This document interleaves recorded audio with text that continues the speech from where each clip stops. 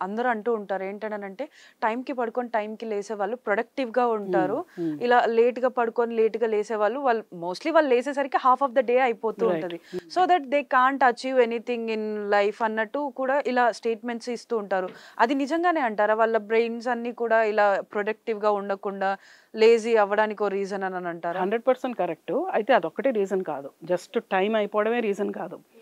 So, basically ఆ పడుకున్న టైంలో కూడా మనకి స్లీప్ సరిగ్గా ఉందా లేదా అనేది చూసుకోవాలి. ఎందుకంటే మీరు సో, మనకి what do you call it socially feasible టైంకి పడుకోలేదనుకోండి, మనకు కావాల్సినంత టైం ప్రతిరోజు పడుకోలేం. నెక్స్ట్ డే వర్క్ ఉండొచ్చు, ఎగ్జామ్ ఉండొచ్చు, ఒక స్పెసిఫిక్ ప్రాజెక్ట్‌కి ఒక టైంకెళ్ళాల్సి రావచ్చు. సో, మీరు 11కి లెగుద్దాం అనుకున్న ఒకసారి 8కే లెగవాల్సొస్తది. So, insufficient sleep time అనేదుంటుంది.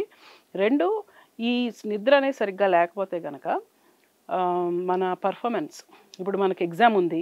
Exam ముందు రోజు బాగా చదవాలి. నేను ఎక్కువ పడుకోను అనుకోని చెప్పి ఆ 4 గంటలు, 5 గంటలే పడుకుంటారు. సో, మనం మంచిగా పడుకుంటేనే మనం చదివిందంతా బ్రెయిన్‌లో కన్సాలిడేట్ అయ్యి నెక్స్ట్ డే మంచిగా రీకాల్ చేసుకుంటాం. ఓకే.